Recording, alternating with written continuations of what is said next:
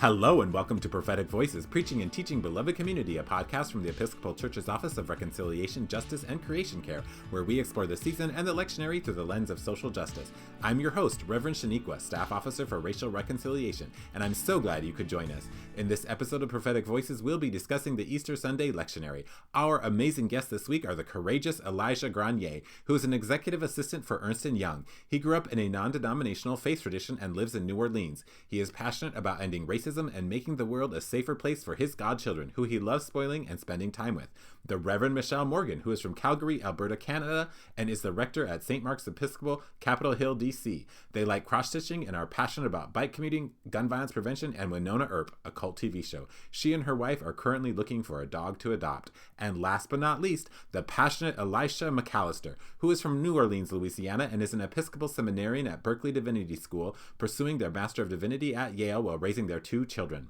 They love all things related to phytomedicine and gastronomy. They are passionate about improving educational outcomes for marginalized, underserved, and/or disenfranchised youth. Welcome, friends. Thank you so much for being guests on the podcast. I know our listeners love to hear your wisdom, and I know I enjoy it too. What is important to keep in mind this Easter? I think that the thing that we need to keep in mind this Easter is always what we need to keep in mind at Easter, but it feels a little bit more fraught to remember, is that resurrection still happens. And I would go on to say, not only does resurrection happen, that the creation is ongoing and it's good, and we're co-creators. And so that means within resurrection as well. So in the time that, from Washington, D.C.'s point of view, everything's on fire. And it's not everything on fire, but people's lives are being blown up on the daily here. That out of that, as Christians, we know and believe, and I'm speaking for myself only in this context, as a Christian, we know and we believe that out of something broken and gone and composted, something good will come of it. And we just need to be aware of that. And I think Easter season is a great time for us to remember that resurrection happens. And it's not this old sort of off in the distance, long dead kind of thing, is that we constantly are in a resurrection cycle, and paying attention for that is a little easier in Easter, but it is something that happens. I really love that you uplifted that things are being brought to light. So when people talk about what's happening at the Capitol, and nationwide as a result of our current administration, it brings to mind a quote that I really love of Adrienne Marie Brown's. She first, I think, released this online in 2016 as the Black Lives Matter movement was fully coming into like the country's consciousness. Folks that maybe had been a little sleepy until then. So in 2016, she said, things are not getting worse. They are getting uncovered. We must continue to hold each other tight as we pull back the veil. And I think that even though that was stated 9 years ago, it's just as poignant as ever. The realities that some folks are confronting for the first time, such as a white woman being zip-tied and hauled away at an assembly in Idaho. That's really shocking for some people to see, but we can't ignore that that's been going on since the beginning of this nation's founding. It just hasn't always been happening to white women with a doctorate degree. So my hope is that now that the world is fully tuned in and seeing a more blatant, very explicit display of fascism, we might come together and, as you said so poignantly, in constructing new worlds and embracing a rebirth, make sure that we get it right this time. I think that we're right on target for this empire to fall. Right around the 250-year mark is when it happens to most. And so, this is foretold. And as we dream and envision better, perhaps we can finally lean into a framework that honors all all citizens, and I won't even say citizens, all of those inhabiting these lands, because the idea of even being undocumented on stolen lands is a farce in and of itself. Yeah, I don't know how to follow up with that. Sorry. I don't. I agree with both of you. I think that we have to remember that this is not some far off told story that is from the past, that is not something that we can't have today, that the resurrection is still alive and still poignant to our people. It's still poignant to many people, and not just here in the country, but in other countries, that we just need to remember that we have the power to spread that hope and that love of resurrection. What liturgical suggestions do you have for Easter Sunday, or ideas you have? I know sometimes people flower cross, or different people do different things. What kind of ideas you got? I don't know. Growing up as a kid, my godmother was a pastor, so I was always front row of church. Made sure that I was always dressed very nicely in the pastel colors, and always had to be on. Just because you're looked at as the pastor's son or the pastor's godson. So but the one thing that I remember from growing up that I loved was seeing the church bring in the children and let the children speak. They would do different Easter pageants and let the kids explain to the congregation what Easter means to them. And Hmm. sometimes, from what my belief is, out of the mouth of babes is the word of the truth. And sometimes God will use the minute, the small, the non-educated to speak His words. And so, seeing that and looking at these kids doing that, I think that's something that we can definitely get back to. Praise God for that. I think the Gen Z babies.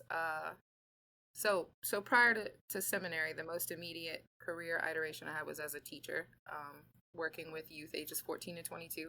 And I'll say that the Gen Z babies do a much better job of immediately rejecting harmful ideologies, being bold enough to say things like the God I follow or the faith tradition that works for me.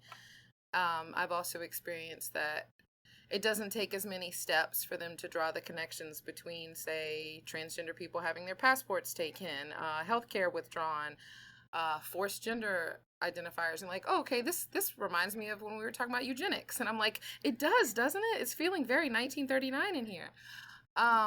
So I think that the babies are a lot less tethered to what is or isn't correct to say in a church space, and I think that's a beautiful thing. And I love that, yes, when we let their light shine, sometimes they lead us in places that we may not always go to on our own if surrounded, like you said, exclusively with folks that are formally educated, which I even have my own qualms about that, because you never know what someone has or has not read. But that's another side quest. I think that's so right. I didn't hear anything that I would disagree with. I know that for my community gathered 1961 or two, they had to redo the floors, and so they pulled all the pews out, and they put them in the parish hall and gathered and worshipped, and so the altar was in the center. And when we moved back into the thing, and when we, like 2 years before I was born, they put in the pews so they could all see each other. And so we have this sort of chaos that's St. Mark's. And what I find about it is they're very convinced they've changed everything and that they're willing to continue to change things, but they've fallen in love with the change they made 40 years ago, 50 years ago. And there is mortar bound by that as their predecessors were. And now I have this whole group of little ones coming in, and their moms, especially their moms, some of their dads, are just being mama bears and papa bears about how do we have the children's voice heard. And some days it's mass chaos, and so it's just extraordinary. And we have this long habit of like opening up the prayers for the people, and people stand up and pray from everything from, they pray for everything you could imagine under the sun. And now during the family Eucharist, we have a microphone for little kids, and they get, like, I want to pray for my cat, and it's kind of invigorating just to sort of the freedom of that. So I'm agreeing with you all with a long-winded story because I'm an older lady who does that. But what I wanted to add was you can slip that stuff in my community with a frame that the older folks, the people who've been there for a long time, can see themselves in. Like you can twist it a little bit and you can open it up a little bit, but I still need to have it be a little bit like I know what we're doing something. Oh, okay, we're back to where I know. So it's a mix of both of those things because I have Easter Sunday people come in who haven't been to church in 6 months. And I think I said this before, is the last thing you want to do is like, oh, it's so nice to see you again. It's, oh, we're so excited you're here. We're going to do something. This is great. And then just shift the lens a little bit. And kids are great to use. I know I use children, but you can say, and we're doing it for the kids. And they go, oh, we're doing it for the kids. This is great. Future of the church, right? And so all the things about centering around kids, all the things about the engagement and wonder of children, and enough that the people can have their feet somewhere that they can move. But like I said, I'm a little old lady's perspective on that. No, I think that's wonderful because I feel like kids today are able to speak their minds and without repercussion, sorry. They are able to say things that we have been told that we shouldn't say, or things like, that we shouldn't feel, and kids have that ability to do so. But also kids have the power to bring more adults into the church, because if you're having this kids pageant for Easter, and we all know there's certain people that come to church on Easter Sunday and Christmas Day, and that's it. Mm-hmm. But if you have these things that we're including children, and they're going to bring in flocks of people, and because I know for myself, it was a couple of months and I wasn't going to church, and my godson had a Christmas pageant, and I was there. First front row, was there to see him perform and things like that. And we have my aunt who's this religion, my uncle who's this religion, this one who's that religion, and we all were there just to support the kids. And ultimately, we all got touched by the word. I think that when we talk about the Christmas and Easter folks, it's important to highlight that people always have a reason for not attending church. Occasionally it is seasonal. Something as simple as their work schedule at that given time, or this direct conflict with 2 or 3 different activities that their children have that happen, and they can't be. But if they're not showing up to anything at all, whether it's like reading discussions or evening gatherings, Ash Wednesday, if they're not coming to anything other than Christmas and Easter, I think that is an important opportunity to have a very sincere and gentle conversation. Anytime that we're in a leadership position in a church, is just asking them, building a relationship and saying, I noticed that I haven't seen you in a while, and, would you mind sharing with me what we could do better that would make you feel like being present, was worth the investment? Because it made me laugh, Elijah, when you were describing like the pastel suits, and I could just imagine like scrubbed down, face Vaselined up. Like, yeah, a Yes. lot goes into getting the babies ready for church. As a parent, I understand. But I'll speak from personal experience. I chose not to confirm at age 16, much to the dismay of my very Catholic grandmother. And I was without a faith home. I kind of wavered back and forth between agnostic to atheist for 10 years. At 26, I got baptized a second time as an Episcopalian this time. And I'd been raised Catholic, but that 10 years for me, if anyone had ever sat down and asked me in a very direct way, I would have told them, once I felt safe, that I was raised in such a way that my queerness was antithetical to the faith tradition that I was brought up in. And I just think when you ask, and I'm not saying that's everyone's story, I'm just, I'm going to be vulnerable and share mine, but people have their reasons, is all I want to say. So I think that when the church as a whole does a better job of consistently meeting the needs, hitting the pain points, I think when congregants see us doing at least as much as NGOs and 501c3s do as it relates to distributing clothing, food, resources, patching people in with job opportunities, sheltering those that are in need, migrants. Like when they see us take up the mantle in a way that secular organizations do well, and that's a pressure that we should feel. And I believe that strongly, because once I did find a church, and specifically a priest, shout out to Father John Kraft. He really, he's the reason why I stepped back into the faith. And he's ultimately the reason why I began to carefully consider ordination. He was bivocational his whole career, recently retired from both, but I saw someone that worked as a public defender, and then upon retiring from that, volunteered with the Innocence Project, all while leading a successful ministry. And so he was someone that really walked the walk. His praxis was in alignment with his theory, and so that made me think, okay, this is a church that I want to be a part of. And when you have that individual connection to a space that does theology well, then I think people are open to coming to church more than just for the pageants with the babies, and for Easter and Christmas. Right. Yeah. And I mean that to say, I'm sorry if I also am a little long-winded. I mean that to say that can be a form of rebirth as well.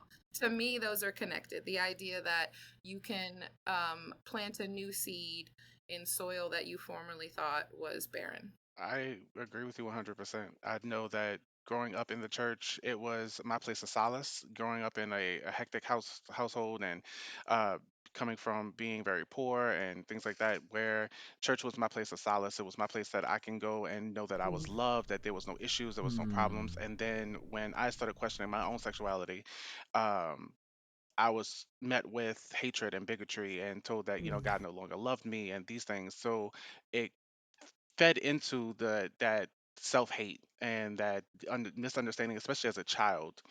Wish there was someone there that would have told me, no, this is all wrong, that God still loves you, that you're still a part of his plan, there's still a purpose and things like that. But I think that, Elisha, you're right. We have to go out into the communities and serve our communities. We have to go out and figure out where is it that we're not meeting the marks, and say, this is where we need to go in, and this is where we need to focus, and this is where we need to bring in people, and not just not for their money, not for to say, oh, my numbers are big at this church, not for that, but to truly heal the damage that we've caused as a religion, as multiple religions. I really appreciate what you said, Elisha, because it's not, I love the differentiation of, like, I've seen many a priest stand up or many a minister stand up in a pulpit and say, oh, it's so nice to see you all. And it's just sort of shaming crap, right? And what I love is that's very different than walking up and seeing somebody and saying, hey, it's really wonderful to see you, and follow up with them. And I think that's the work that's healing. And it actually is the other part of resurrection for me, which is, for I can't fix anything that the administration is doing in Washington, D.C. But what I can continue to say to people is, we are your community and we love you. And as hard as it is right now, come.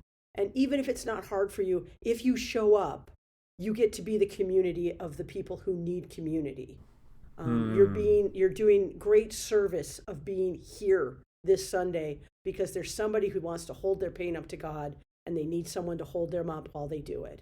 And I think that's the community aspect is just so huge for me around what's happening now, is we just need each other. And you two both have spoken, Yes. Into that truth so deeply.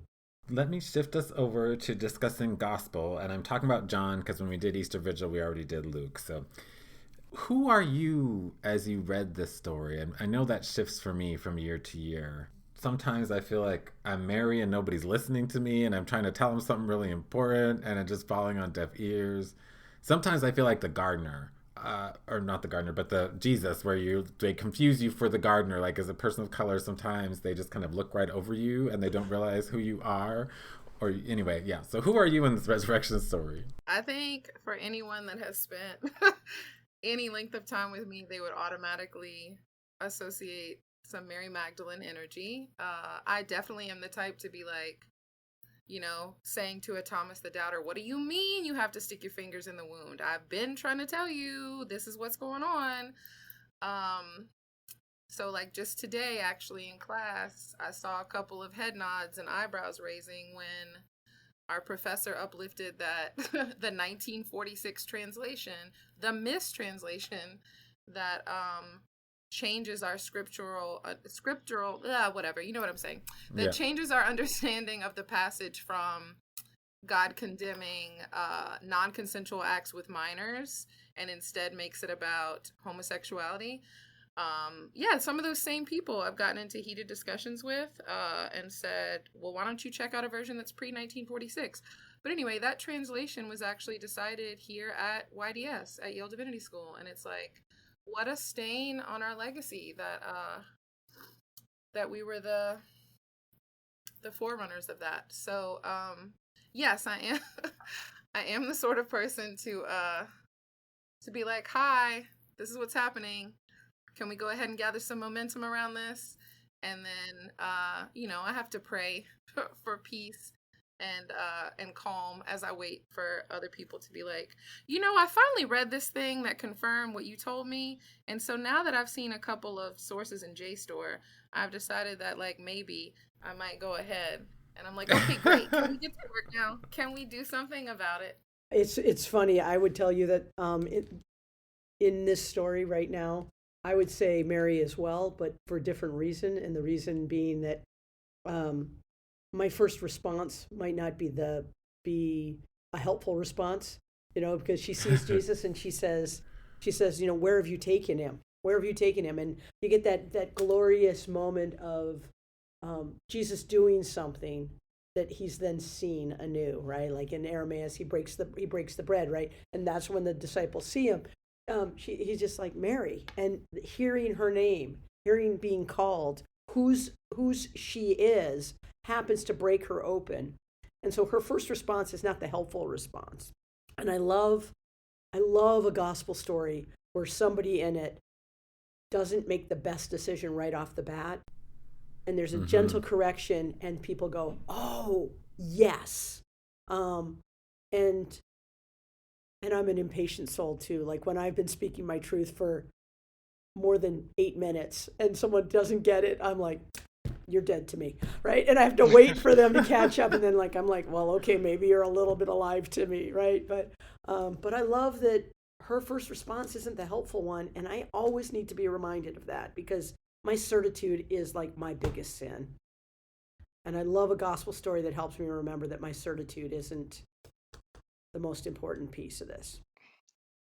I definitely have to agree with you, Michelle. Like I feel sometimes as Mary, just because my go-to is my emotions. So weeping and crying and shouting, where have you taken him, things like that, and letting that take precedence over what's happening around me. Instead of focusing on that, I'm focusing on my emotions. And like you said, just that correction from Jesus saying, no, Mary, like, hello, woohoo, I'm over here, like, is a big deal. But also feeling like, you know, Jesus in that moment, sometimes as well, where you're often someone like me, like I'm not in seminary, I'm not a part of the church, in any capacity of that nature, like you all are. People are looking at me when I say certain things of my beliefs or try to spread the gospel, try to spread the word, and they're like, "Well, who are you to say this? Who are you that you think that you have the right to say this, or you don't have the theological study behind you to back what you're saying?" And I'm just like, but at the same time, I'm still a child of God. I still have the knowledge and things of that. He still talks to me. He still speaks to me. So I think that sometimes we, and then as a person of color, just being just thrown away and not seen for who you are is a big deal. I'm so frustrated to hear you say that you've encountered that response from people, and I don't doubt it for a second. It's probably maybe even more severe than what you're sharing. Just take heart in the fact that if it's on your heart to share it, you still should.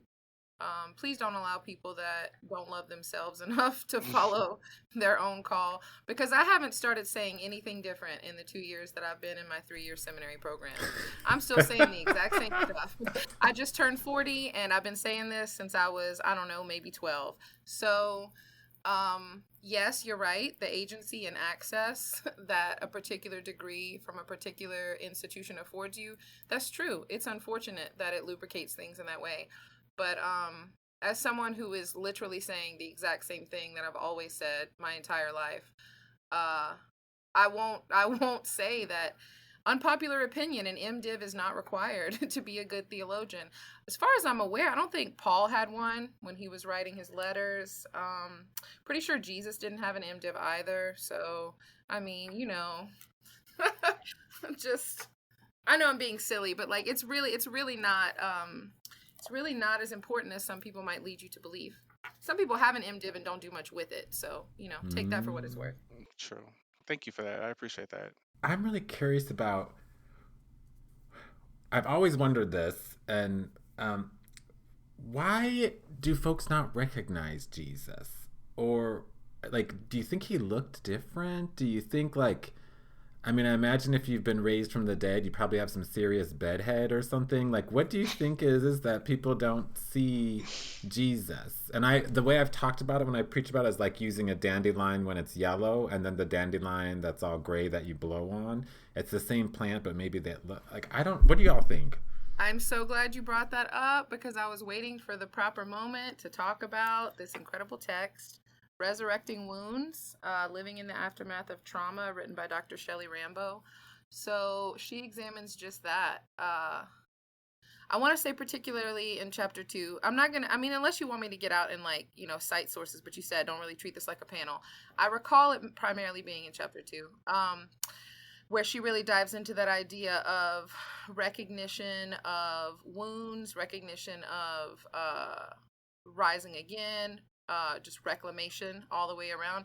And the book examines overall. It's a short volume. The book examines the idea that when we talk about Christ's resurrection, how much of our reading of that is influenced by a very like sanitized like white identity politics kind of lens, like, oh, okay, well, Hmm. you died, you disappeared for 3 days, and then when you pop back up, you know was the daisy, I think that's a flower that you mentioned, was it as bright and shiny as before? Maybe not. Maybe what we need to start thinking about is that in the aftermath of trauma, a huge part of walking around and continuing to preach the gospel is being a wounded healer. Like, I Hmm. am still bleeding, it is still oozing. I have been through exactly what I've been through. And rising again is about continuing to heal others while wounded, to continue to uplift God's vision for us amidst the very visible scars of our wounding. Whether we want to take that and apply it emotionally, psychologically, physically. But if we could perhaps divorce ourselves as Christians from that narrative of, oh, this suffering is a badge of honor, like I went through this abusive marriage or this other church hurt in a way to like prove my own sanctification. What if we think about how his woundedness, Christ, and our woundedness in a season of rebirth was not ever something that we had to endure in order to be worthy, but something that the real fortitude or the real blessing is being shown in that despite all that has been cast upon me, still I rise. Hmm. Yes. Mm. I don't know. I feel Mary, when we go through a traumatic event, our thought processes aren't the same anymore. Hmm. How we Yeah. recognize things aren't the same anymore. And when you think about what Mary endured as being a follow, I personally believe she was, one of the, I think that she was Jesus's favorite, but that's just my opinion. Um, but I think that after enduring the crucifixion and seeing all of that and then realizing that, oh wow, like he's not here, and not thinking straightly, and you're looking around, you're weeping. How is it that you expect to see Jesus? You don't. Hmm. So seeing him as a gardener, or seeing, not realizing that it's him, Mm. we allow sometimes our trauma to dilute what God is showing us right in front of us. He's saying, I'm right here. I'm right here. I got you. It's okay. You can stop crying. You can stop wondering. You can stop, being frantic. But we've allowed our trauma to say, no, this is not what you're seeing. This is, something else. This is whatever else. And it kind of takes away from the fact of Jesus staying right there, like, hey, look, I'm here. I'm here for you still. I've resurrected. I'm born anew. Those are both such great sort of ways to break into this text. I would also say that two things. One, we're so busy making Jesus look like us, Mm, which is, empire, right? So, like, Mm-hmm. well, I don't have a clear picture of who this is because that doesn't look like me. Um, and when, I want him to look like me, that everything was fine. So I think there's that. But I also think that brokenness, if we're to take seriously resurrection as an embodied thing, is that everything that's broken, everything that has been scarification of us is still there.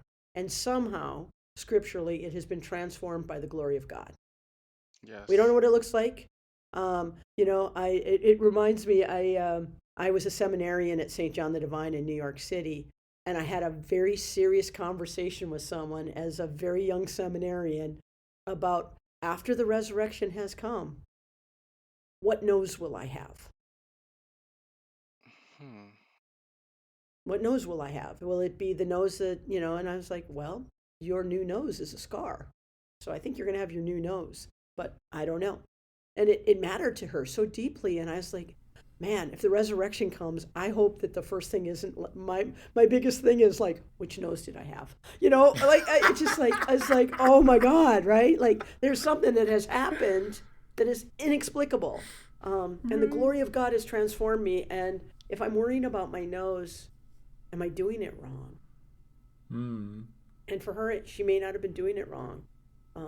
But yeah, I love this idea that they're also traumatized and we're also Yes. traumatized. So why can't we hear the story through this ears? Instead, we've got like this sort of glowing white Jesus with perfect hair um, emerging from the temple to the tomb. And that isn't helpful for any of us other than maybe white supremacy.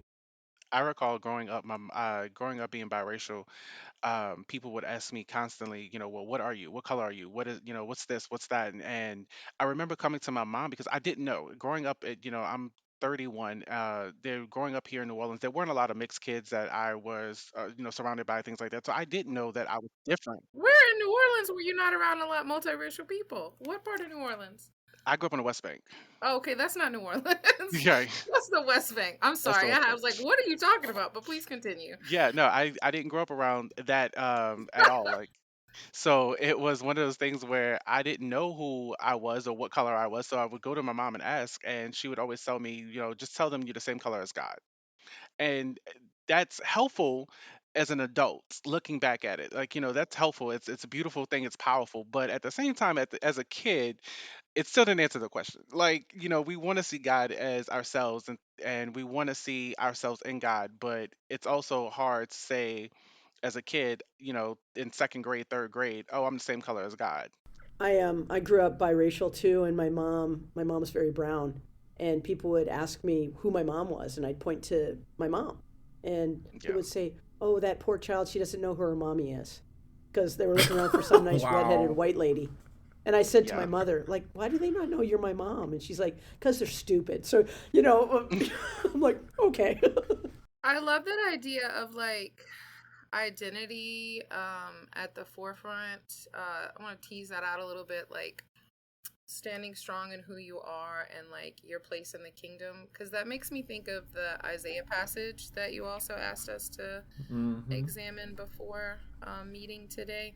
And so towards the end of, what is it, let me Isaiah 65 verses 17 through 25.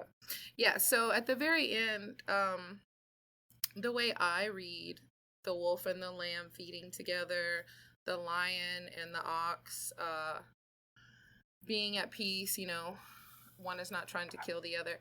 Uh, Once we are able to truly act as a conduit, once we are able to empty of ourselves human desire and will, fully receive our individual call that Christ has for all of us over our life, that's what and being fully like assured of who you are is a part of that. The idea that those that wish to engage in sin and perpetrate it against you, those that I feel like the wicked men are the lions or the wolves or the predators in this passage. You escape that and you're no longer the prey of those that wish to attack you when you are existing purely to like receive God's message, to be open to constructing a world that is free of sin. But sin as in like the actual, what is it? It's just behaviors that separate you from Christ. Right. So yeah, it's just not like a value of like, because things come in and out of vogue, like, you know, as far as what's a sin. At one time, chattel slavery was like fully legal in this country. So like, you know, what's on the books as good or bad is, you know, subject to the whim of humans. And so just thinking about purely existing and seeking to continually renew yourself in the plan that God has for your life allows you to move in such a way where you are not trying to cause harm. But if sometimes you have to step on a serpent every once in a while whose fangs are bared to grind them into dust, you know, so be it. It might just have to happen from time to time. Great. What about those of us who, I'm thinking about Michele, well, I think everybody kind of commented on it, but those of us who might be in lament, and I know we've had the discussion in the church of like, for some people, they're very focused on the triumphalism, Easter, Easter, Easter, all year round. And then there's some, maybe folks of color or other press folks who are very focused on the Ash Wednesday, Good Friday experience of their lives. For those folks who feel more Good Friday-ish this year, how do we connect them with the Easter story? How do we give them the hope? What is the hope besides the fact that now we can eat meat on Fridays? Or I mean, maybe that's not what people gave up. That might be too old school. But whatever the thing might be, what do we do?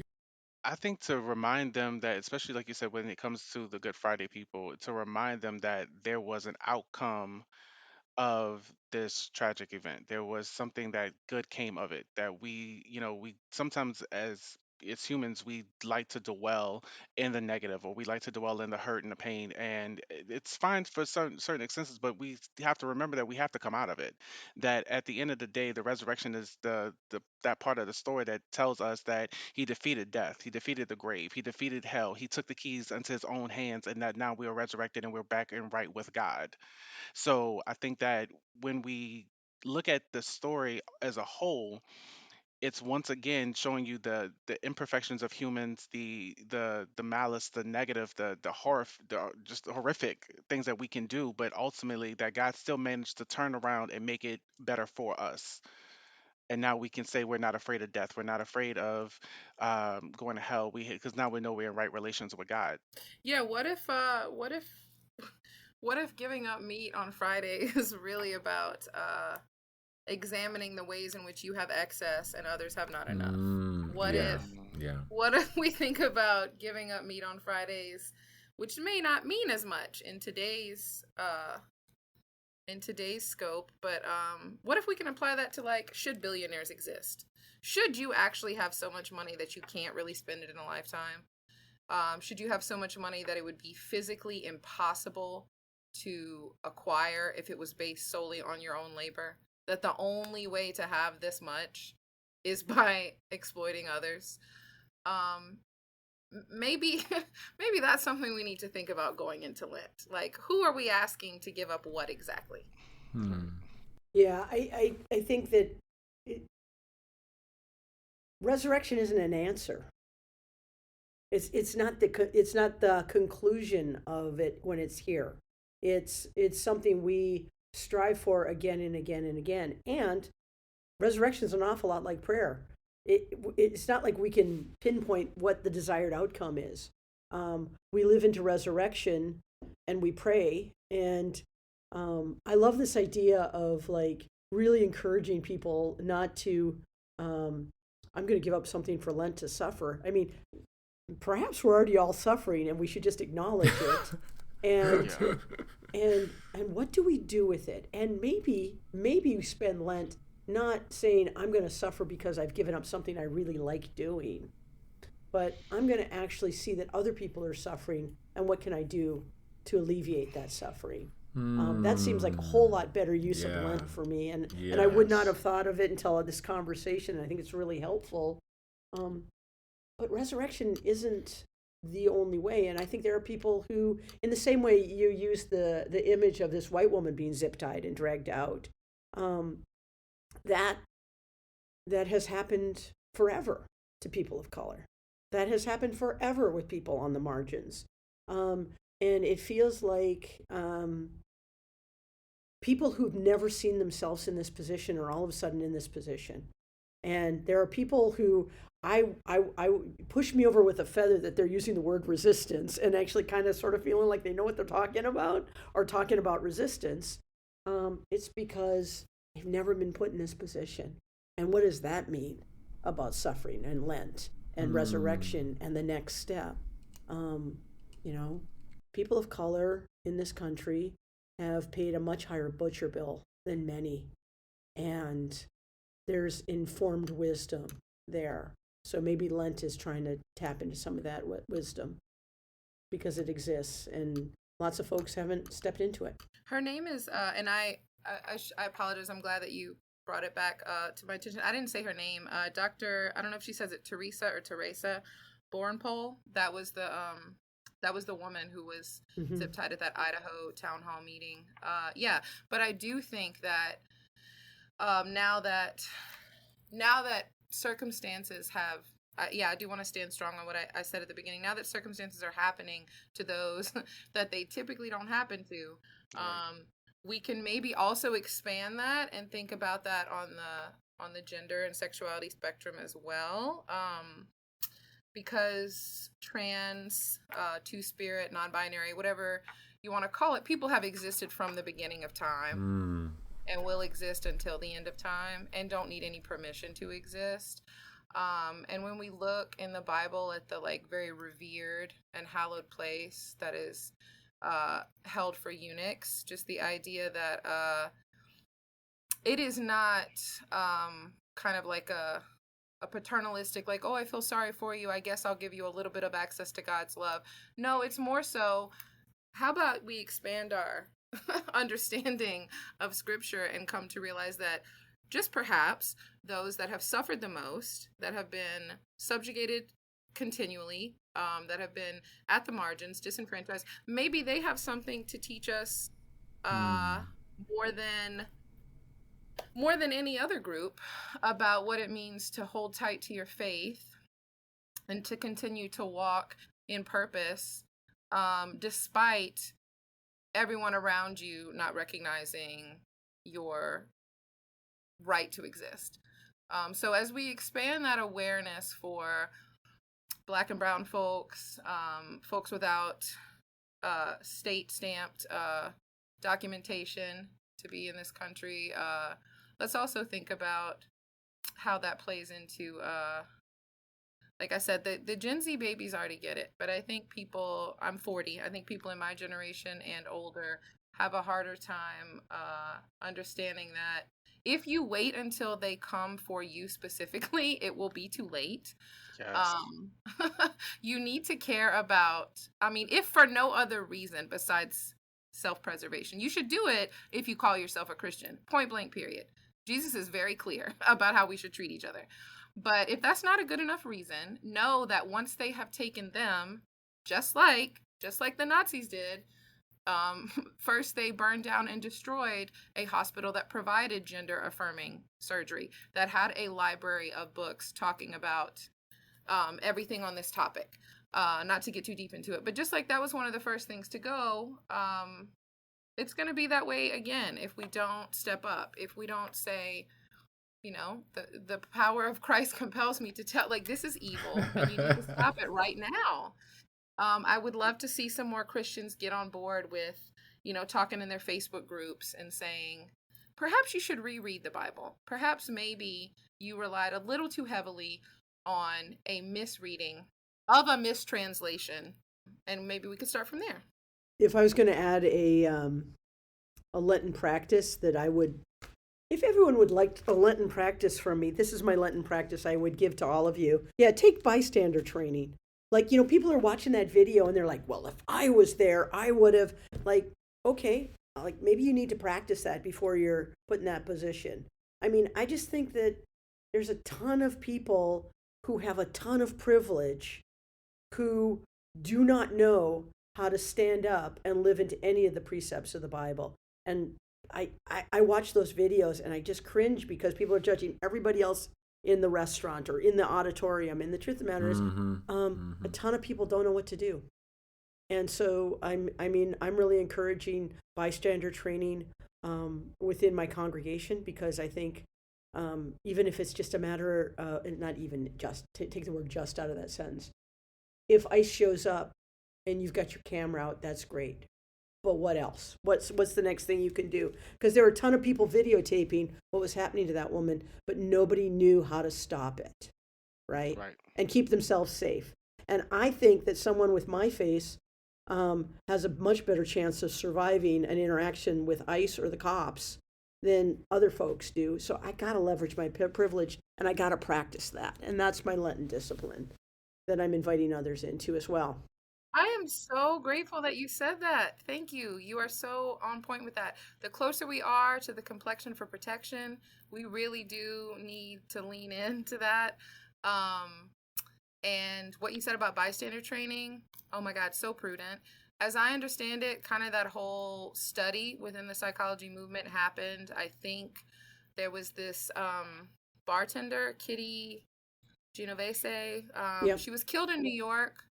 And they got the numbers wrong, and things came out about exactly, was it 35, was it 37, was it less than 20? But there were a lot of folks that heard some portion of the attack, whether it was the first time or when the driver left and came back 10 minutes later and finished the job before assaulting her in other ways besides with a knife. And then 10 years later, in the building that overlooked the spot where she was attacked, it's crazy. 10 years later, on Christmas Day, another young woman in the early 70s was beaten to death in her apartment.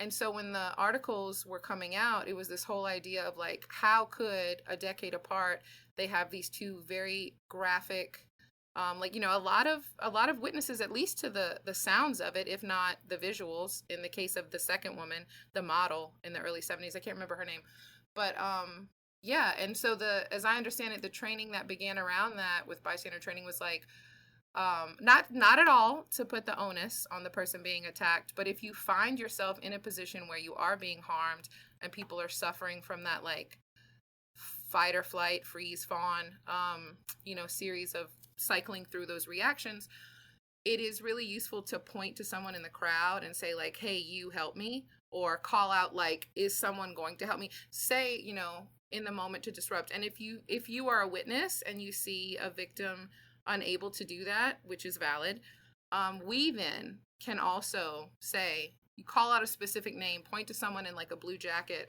or a red hat as we move into action ourselves. But at that moment, kind of just disrupting that frozen part in time where we find ourselves and saying, I'm going to do this thing. What are you going to do? Because it is crazy to see that many people in a space recording, looking at one another, looking back at her.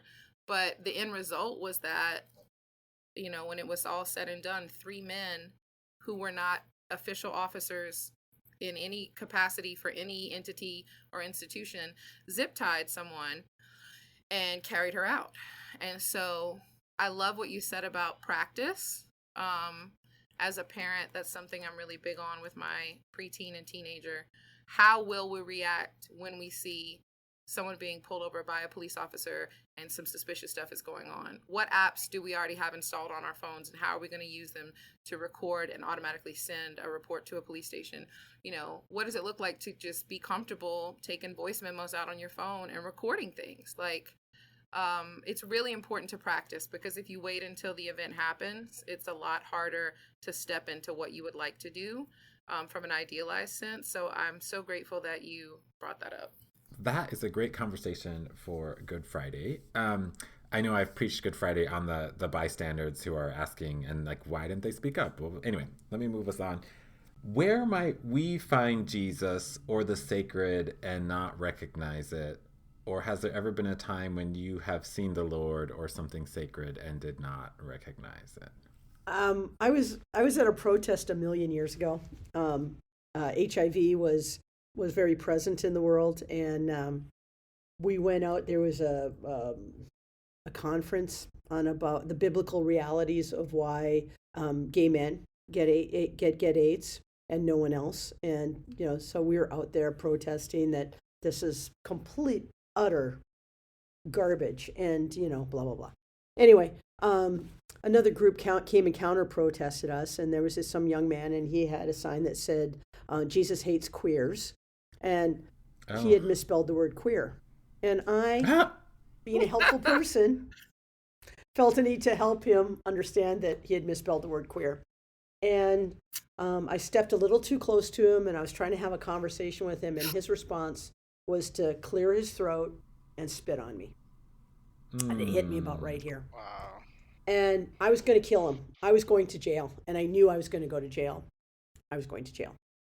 And I got grabbed from behind, and these two big purple arms wrapped around my body and pulled me against a female-bodied person, a kind of heavier person. I just sort of like melted into them. And as my mother would say, she had no foundational garments on. So I was sort of like leaned back into this. And she put her head on my shoulder, and her brushed against my face. And she looked at this young man and started singing Jesus Loves Me. Wow. And after about a bit of it, he threw his sign down and ran off. And she turned me around, and she pulled her sweatshirt down and started wiping this goo off my face. And that's when a moment when I realized she was wearing a sweatshirt that said another pro-Bush lesbian, which to this day makes me laugh. Anyway, she said, he isn't worth going to jail for, and he didn't touch you. Not really. God loves you, kind of sort of energy, and walked away. And I was like a little thrown by it all. And after the protest was over, I was running around trying to find this woman to thank her. And I was describing her to my friends, and they're like, dude, we would have seen a woman like that. I don't know what you're talking about. Nobody else saw her. Nobody else knew she was there.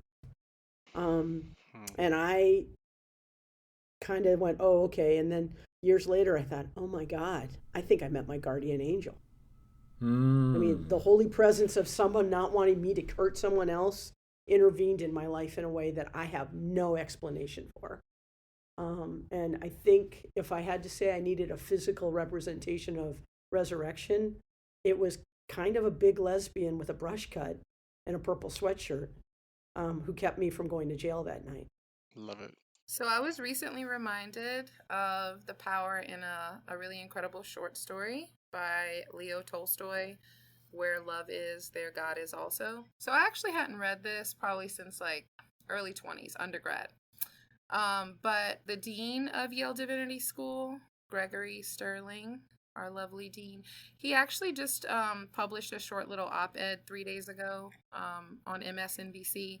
It's called Trump's U.S. Aid Cuts Are Anti-Christian at the Core. And so he uplifts that short story. I was like, I need to go back and reread that. It's been, a couple decades. But it reminds us, where love is, there God is also, that Martin is waiting to see God himself visit because his friend, he's a shoe cobbler. Well, maybe that's redundant. Martin is a cobbler, and his friend has advised him, if you're seeking a direct connection with God, go ahead and reread the Gospels, and he will speak to you as is meant for your, individual journey.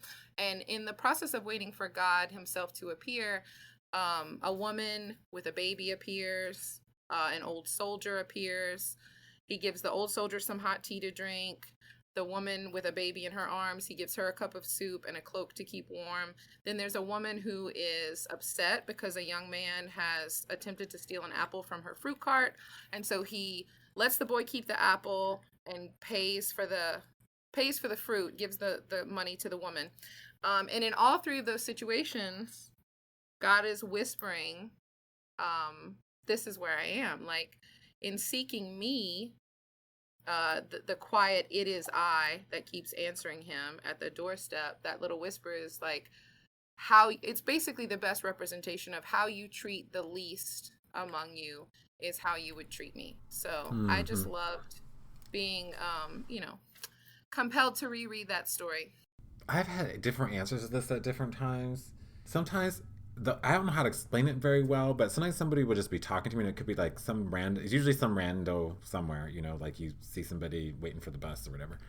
And suddenly there's like this shift in what they're saying, and it doesn't seem quite like what you would expect them to say. And then that's usually when I'm like, okay, there's some kind of wisdom here that's coming out. And I don't know who this is, but it's beyond just this person sitting here. There's some sacred moment that's taking place. And I don't know how to describe noticing that, but I've seen that happen several times. Michele, almost like your experience too, where it's like, here's this thing that's happened, and you might not realize it right at the time, but then reflecting on it,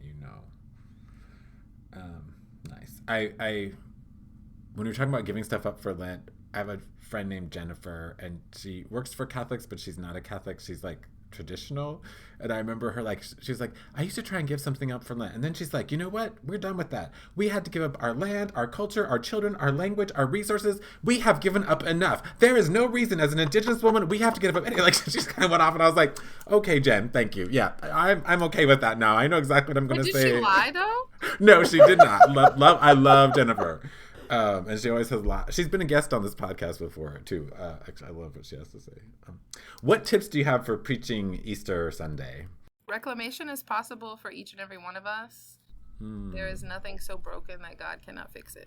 Amen. I think that for me, what I'm going to continue to talk about is the sense of community that we need, and the lie that we don't need it. Which is, of empire and of whiteness, that we need each other. And I think that what people need to hear this year, and whether it's Easter or Lent, is who they are and whose they are. That the living Christ is is here and now and accessible, and will always feed us. And we just have to open ourselves up to that. I agree with the both of you. I think that we just have to remember teaching that this is not the end. The end, it was not the resurrection. It's something that's going on constantly today, something that we can go out into the community, something we can go out into the streets and preach, and that we need to remember that we need to remember Good Friday, for one, and showcase that, remind ourselves that when we judge others and when we're casting down others and we're putting ourselves on pedestals, that we're doing the same thing that ultimately ended Christ's life, but that the resurrection is to go out and to bring anew.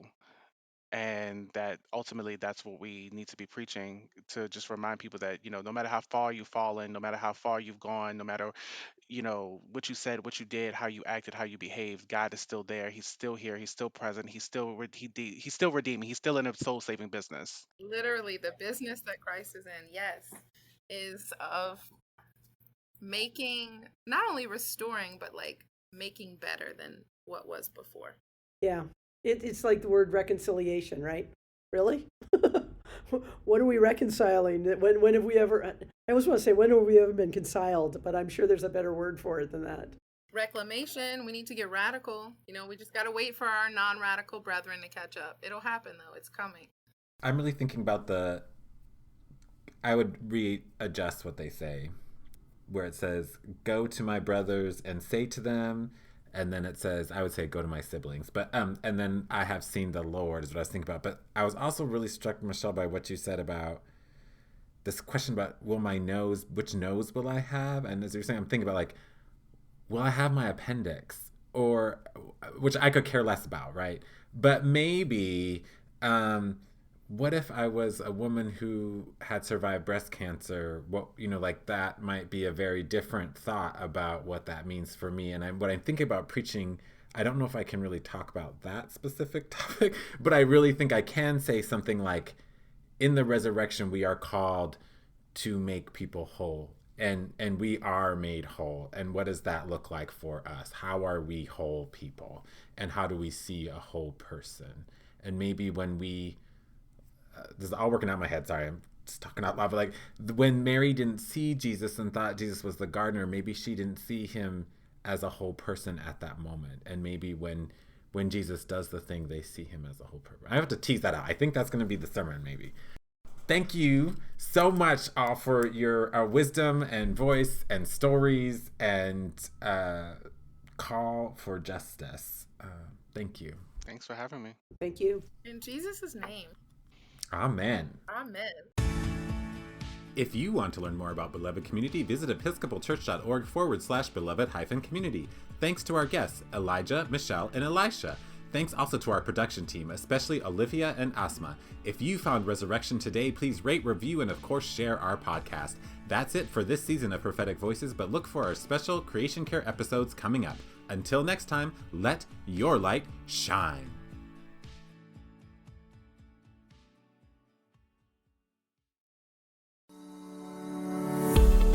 Do justice, love mercy. These words echo through our tradition not just as an action, but as a way of life.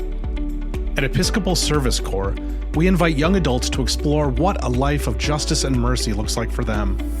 Whether that's on a farm in Michigan, in a classroom in Philadelphia, or at a nonprofit in the Wyoming Rockies. Our 7 programs across the country offer service opportunities ranging from 6 months to 2 years in length, with stipends and other benefits provided. Live, learn, and worship in a community of young adult peers while serving at justice-seeking churches and nonprofits. If you're looking for a place to grow in your faith and live out your values, consider ESC. Learn more today at episcopalservicecorps.org or on social media at Episcopal Service Corps.